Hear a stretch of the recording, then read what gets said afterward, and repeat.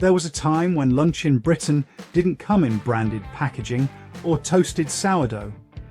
It came wrapped in greaseproof paper, bought from a corner shop you still remember by name, eaten on a cold bench outside Woolworths, or inside a school dining hall that smelled faintly of custard. These were sandwiches you didn't order, you simply grew up with them.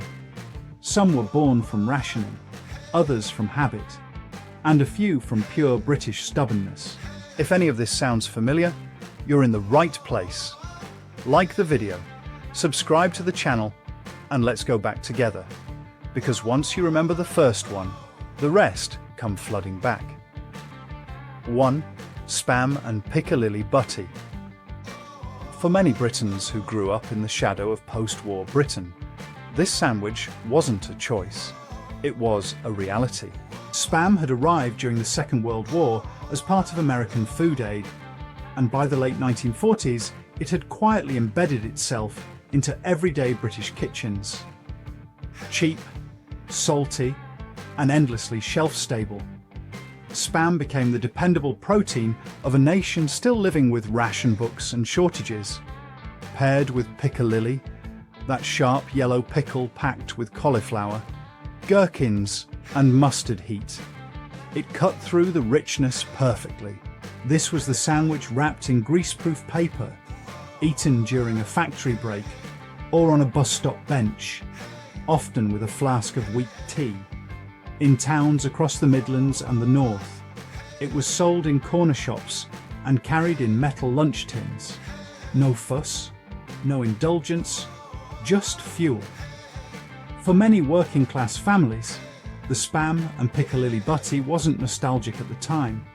It was simply lunch. Only later did it become a memory of endurance, thrift, and the quiet resilience of everyday British life. 2. Sandwich spread classic. There was a time when nobody asked what was actually in sandwich spread, and nobody cared. Introduced by Heinz in the mid-20th century, it arrived as a pale, creamy mixture of chopped vegetables suspended in tangy mayonnaise. It was affordable, consistent, and above all, convenient. In the 1960s and 70s, jars of sandwich spread sat in millions of fridges, ready to be spooned onto soft white bread before school or work. It became a staple of packed lunches, especially for children. Its slightly sweet, slightly sour taste, instantly recognizable. In school playgrounds from Birmingham to Barnsley, the smell alone was enough to identify what someone had brought for lunch. It was the sandwich you ate without thinking, without ceremony. Over time, tastes changed and curiosity replaced comfort. Yet for those who remember it, sandwich spread is inseparable from Formica kitchen tables, brown lino floors, and the sound of weekday radio drifting through the house. 3. Beef tongue sandwich. Long before delicatessens became fashionable again, beef tongue was an everyday meat in Britain. Slow-cooked, pressed, and sliced thin, it featured heavily in butcher shops and small grocers throughout the 1950s and 60s. Served cold, often with mustard, it found its natural home between two slices of bread. This was a sandwich for workers, dockers, railwaymen, and labourers stopping at cafes near industrial estates knew it well.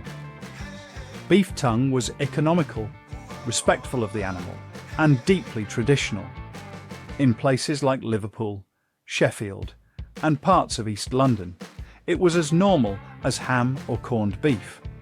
Over time, changing tastes and squeamishness pushed it out of favour. But for those who grew up with it, the beef tongue sandwich recalls a Britain that wasted little, valued substance over style, and understood food as nourishment rather than performance. 4. Coronation chicken sandwich. In 1953, Britain was still emerging from the austerity of war when the coronation of Elizabeth II offered a rare moment of colour and optimism, created for the official banquet. Coronation chicken combined cold chicken with a creamy curry-inspired sauce, flavored with spices, apricot puree, and mayonnaise. It felt exotic without being unfamiliar. Soon, it escaped the palace and entered everyday life. By the 1960s and 70s, Coronation chicken sandwiches appeared in tea rooms, church events, and supermarket counters across the country. It became associated with celebration, with special occasions, with something slightly glamorous. For many, it was the first taste of spice that didn't feel foreign. Wrapped in sliced bread, it carried echoes of empire, transition, and a nation slowly opening itself to new flavors while holding firmly onto tradition. 5. Chip butty. Few sandwiches are as defiantly British as the chip butty. Thick-cut chips, fresh from the fryer, layered generously onto buttered white bread. No garnish, no apology. This was sustenance. Born from working-class ingenuity, the chip butty thrived in northern England, Scotland, and Wales from the 1950s onwards. It was cheap, filling, and instantly comforting. Eaten after school, during football matches, or late at night outside a chippy, it became part of the national identity.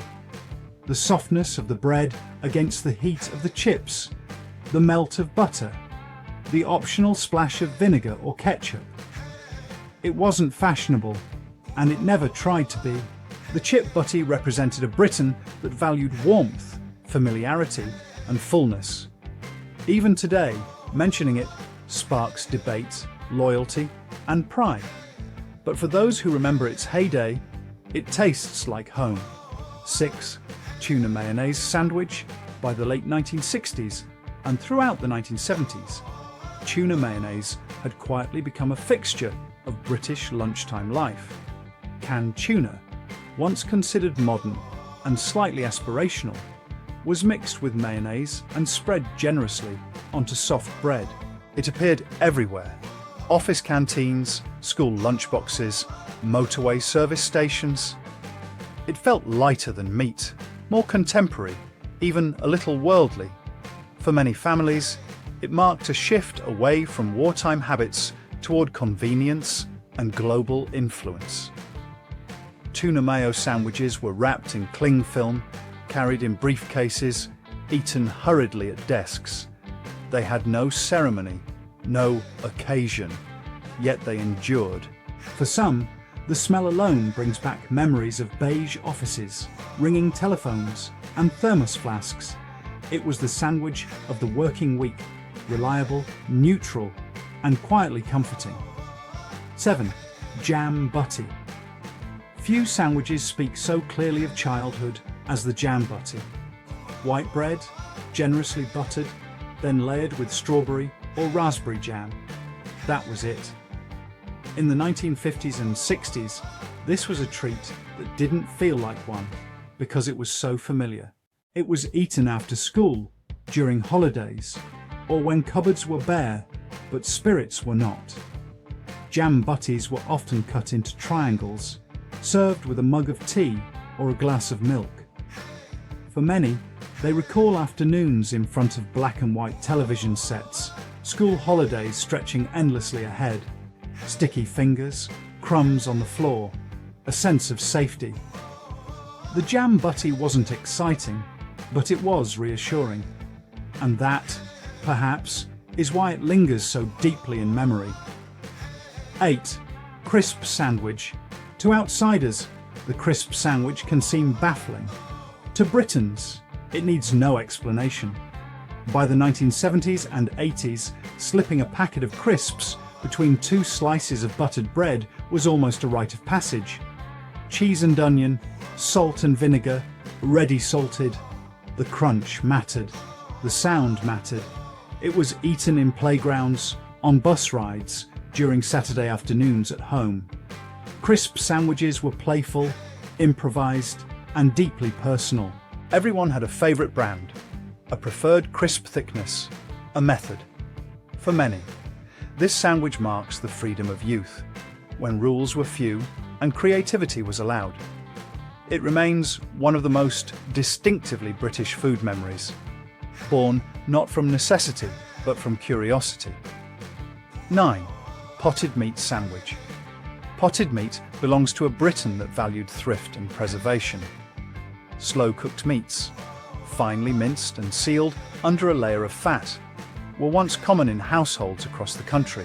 Spread onto bread, potted meat made for a dense, savoury sandwich that lasted. It appeared frequently in the 1950s and 60s, especially in homes where waste was unthinkable. This was food with purpose. It tasted rich, sometimes gamey, always filling.